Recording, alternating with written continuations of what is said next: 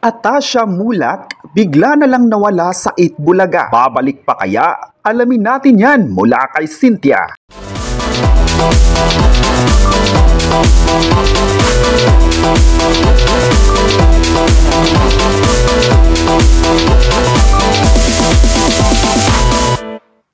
Conflict of schedule ang ibinigay na dahilan kung bakit wala na si Atasha Mulak sa noontime show na Itbulaga na umiere sa TV5. Ayon pa sa sagot ni Direk Cabrido na siyang direktor ng Philippine adaptation series ng naturang Thailand movie noong 2017, sa ngayon raw para kay Atasha, concentrate muna sa bad genius. Dagdag pa niya, ang problema raw ay conflict sa schedule nito. Marami kasi ang nagulat na bigla na lang nawala si Atasha sa Itbulaga, kung saan maraming viewers ang naghahanap sa kanya.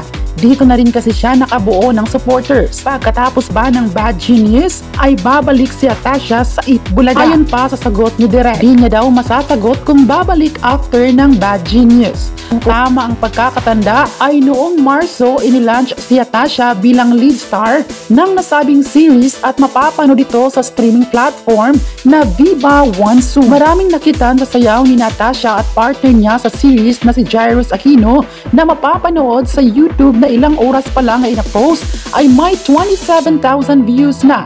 Bukod pa ito sa pag-repost sa iba't ibang social media platforms. Marami talaga sa ngayon, lalong-lalo na sa mga viewers ng Itbulaga, ang nagulat kung bakit hindi na napapanood si Atasha sa noontime program.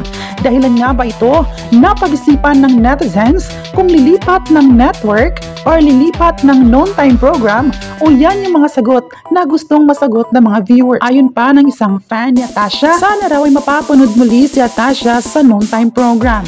Si Atasha kasi ay nagpapasaya din dahil sa kanyang pagpapasaya sa pamamagitan ng kanyang sayaw. Magaling din na host si Atasha dahilan na pinaghahanap ito ng mga viewers.